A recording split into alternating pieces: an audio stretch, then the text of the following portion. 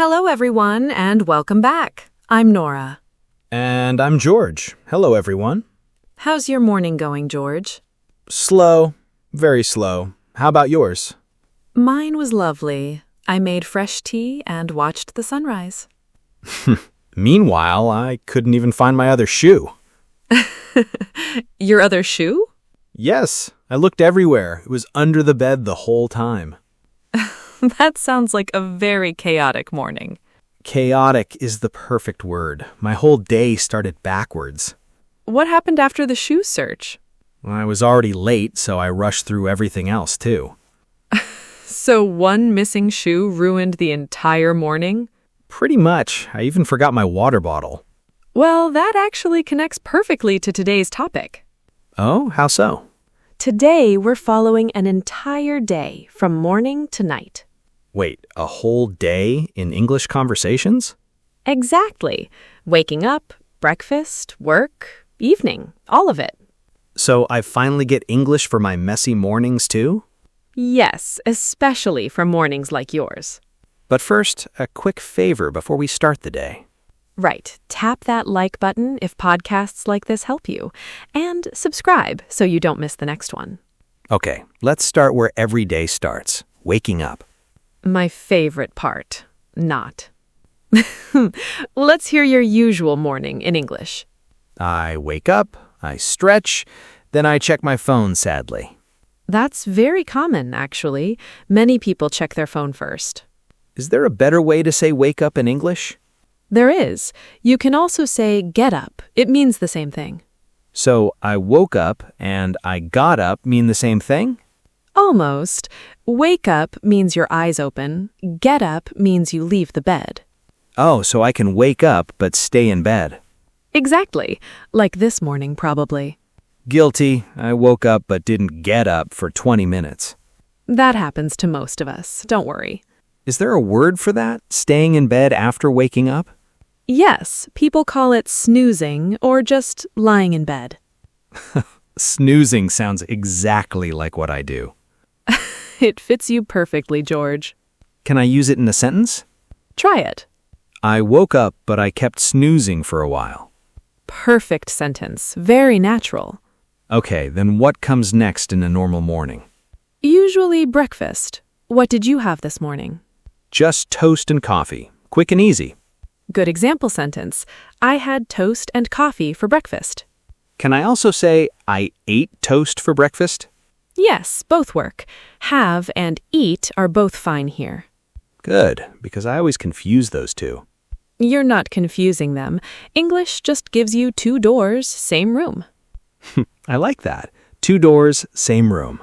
What about on weekends? Is your breakfast different? Actually, yes. On weekends, I eat eggs and fruit, much slower. Great. So you could say, on weekends, I have a bigger breakfast. On weekends. That's a nice little phrase. It is. Small phrases like that make your English sound natural. I like learning phrases like that. Small, but useful everywhere. That's exactly the goal today. Small, everyday phrases you'll actually use. After breakfast, most people get ready, right? Shower, clothes, all that. Right. What's a simple sentence for that part? I got ready for work, or I got ready for school. Got ready. Small phrase, but you'll use it constantly. All right, so wake up, get up, eat breakfast, get ready. What's next? Next comes something almost everyone forgets to mention properly. Forgets to mention? What do you mean? There's a small phrase for leaving the house. Most beginners say it wrong. Wait, I probably say it wrong too? Maybe. Many learners just say, I go to work, even in the past. Wait, is that not correct? Not for something that already happened, but don't worry, it's a tiny fix. Now I need to know if I've been saying it wrong. Stay with me. It's coming up next, and it's a simple fix. Okay, now I really can't stop listening. Good, because your whole morning routine is about to make perfect sense. One more thing before we continue. Is this the same for every job? Good question. The words stay almost the same whether it's an office or a shop. That's actually really helpful to know. Okay, so tell me, what's the mistake with leaving the house? When you talk about today's morning, use the past simple tense. Past simple? Like I go to work becomes... I went to work. Small change, but it matters a lot. Wait, I definitely say I go for yesterday too. Many learners do. It's a very common little mix-up. So if it already happened, I always use went, not go? Exactly. Go is for now or general habits. Went is for the past. Okay, let me try. This morning, I went to work late. Perfect. See, that tiny fix wasn't so hard. It really wasn't. I feel silly for not noticing before. Don't feel silly. Now you'll notice it every single time.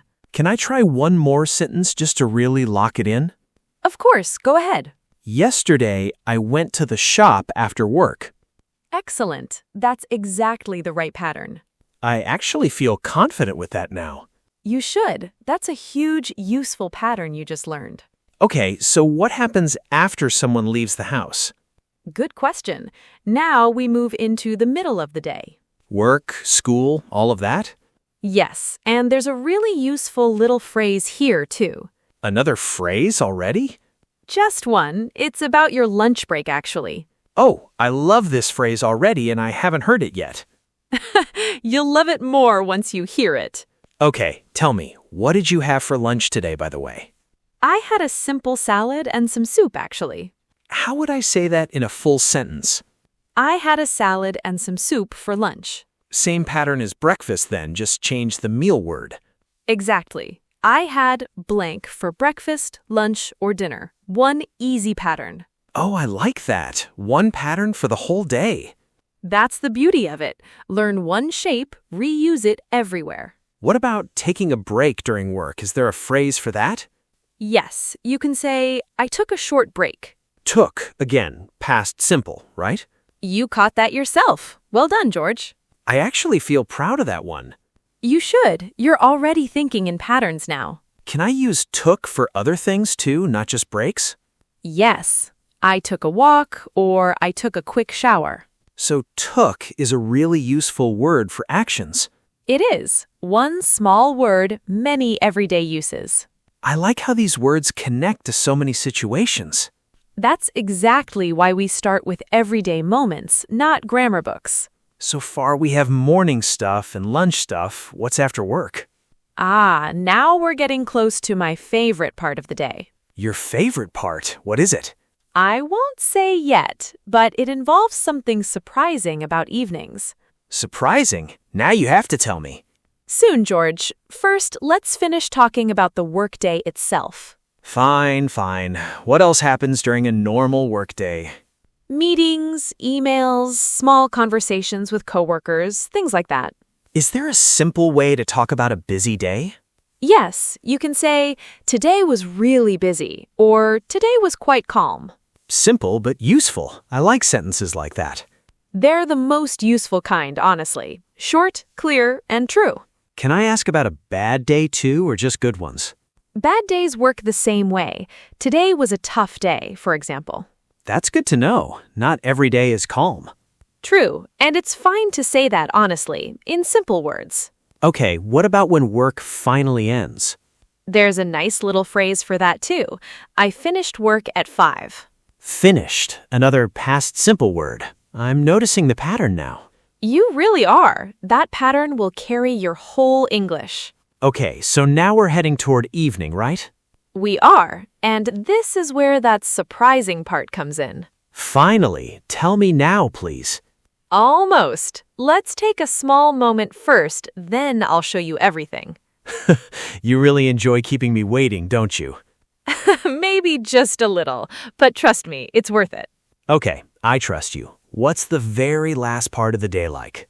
It's calm, quiet, and honestly, the most relaxing part to talk about. That already sounds nice compared to my chaotic morning. Exactly. Mornings are fast. Evenings should feel slow. Okay, I'm ready. Let's get into the evening part now. Perfect. And you're going to enjoy this next part a lot. Okay, tell me your favorite evening secret already. Every evening, I write down one plan for tomorrow. Just one. Just one plan? That sounds really simple. It is, and it uses a very useful English pattern, too. Oh, so this connects to English again? Always. You can say, I'm going to read a book tomorrow. Going to? For something planned? Not happening right now? Exactly. It's perfect for evening conversations about tomorrow. So the whole day uses past tense except this one small part? Right. Morning and day are past. Evening plans look forward to tomorrow. That's actually such a small, clever pattern. It really is. 2 simple tenses, 1 full natural day. What else could I say about tomorrow besides reading? Anything, really. I'm going to cook dinner tomorrow. Or I'm going to call my mom. So it works for small plans and big plans too. Exactly. Size doesn't matter. Only the pattern matters. Can I try one? Tomorrow I'm going to fix my alarm. Perfect. And honestly, very relatable, too. After today's shoe disaster, I need that alarm fixed. A very wise plan, George. Is there anything else before we finish, or is that everything? Just one small thing. Try saying how you feel about tomorrow, too. Like, I'm excited about tomorrow? Exactly that. Small feeling words make the sentence feel more real. Okay, I am a little nervous about tomorrow then, honestly. Perfect, and very honest, too. Okay, I think I'm ready for the real thing now. Good plan. But George, what you're about to try now matters most. The whole day? All in one conversation? Exactly that. Let's put your whole day into words. Together. Okay, I'm ready. How exactly do we start this whole thing? Just imagine we're having a relaxed dinner, talking about our whole day. Okay, a dinner conversation. I think I can really do this. As friend at dinner. So, George, how was your day today? It was busy. I woke up late and I lost my shoe. Oh no. What happened next? I got ready fast and I went to work a bit late. And how was work itself? It was fine. I had a salad for lunch and I finished at 5. Nice. Any plans for tomorrow? Yes, I'm going to fix my alarm and wake up early. George, that was your whole day perfectly told. Wait, I actually did it? Past and future? Together? You really did. That's a full, natural conversation about your day. It didn't feel hard at all, honestly. That's because you weren't thinking about grammar. You were just talking. That's actually a really nice feeling, not thinking about grammar at all. That's the whole point. Natural conversation, not a grammar test. Could I use this same idea with a real friend later today? Absolutely. Try it tonight with anyone you talk to. I actually might do that, just to see how it feels. I hope you do. It gets easier every single time. Okay, let's recap the whole day quickly before we finish. Go ahead. Tell me what you remember. Morning is woke up, and got ready, all past tense. Perfect. Midday is had for meals and took for breaks. Exactly right. Evening is finished work, then going to for tomorrow's plans.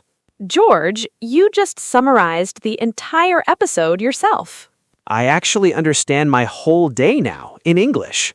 That's exactly the goal. One day told simply and clearly. From waking up with a missing shoe to planning tomorrow calmly. What a journey that turned out to be. This was such a useful episode, honestly. My mornings still need work, though. One step at a time, George, even with lost shoes. Maybe tomorrow's plan should just be find both shoes. A very reasonable plan, George. Thank you all so much for spending your day with us. If this episode helped you, give it a like before you leave. And subscribe so your next English day starts even easier. Sharing this with someone learning English helps them too, really. Now tell us in the comments in simple English. What time did you wake up today? We'd love to read your answers, so don't be shy. Keep practicing your day one small sentence at a time. Morning, midday, evening, all yours now in English. Well said, George. Thank you for learning with us today. We'll see you in the next episode. Bye, everyone. Goodbye, and have a wonderful rest of your day.